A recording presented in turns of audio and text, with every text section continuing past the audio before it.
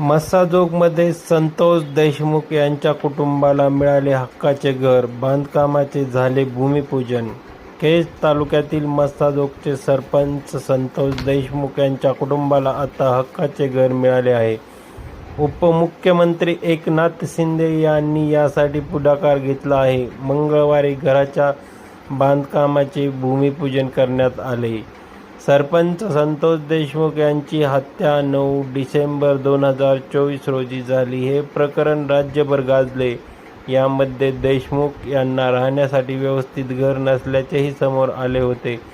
हाच धागा पकडून उपमुख्यमंत्री एकनाथ शिंदे यांनी पुढाकार घेतला. संतोष यांचे बंधू धनंजय देशमुख यांच्याशी संवाद साधला. त्याप्रमाणे म्हसोबाजोगमध्ये प्राथमिक शाळेच्या बाजूला असलेल्या 30x40 जागेत 2 मजली घर बांधून देण्याचा निर्णय घेतला. उपमुख्यमंत्री एकनाथ शिंदे यांनी यासाठी पुढाकार घेत पक्षाच्या वतीने हे बांधकाम करून देण्याचा निर्णय घेतला.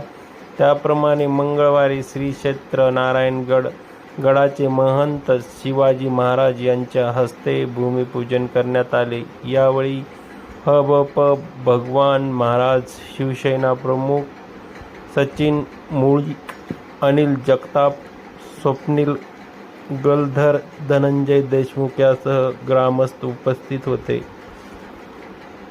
हे घर 2 मजली असेल. खाली 1 बेडरूम, हॉल आणि किचन असेल. सोबत 2 वाहनासाठी पार्किंग असेल. वरच्या मजल्यावर 2 हॉल आणि किचन असतील. बाथरूम, बेसिनसह सर्व असेल. बांधकाम पूर्ण झाल्यावर त्यातील साहित्य देण्यात येणार आहे. यासाठी सर्व खर्च उपमुख्यमंत्री शिंदे यांनी शिवसेना पक्षाच्या वतीने केला जाणार आहे. तर कशी होती बातमी ते नक्की सांगा मित्रांनो. आवडली तर लाईक, फॉलो करा.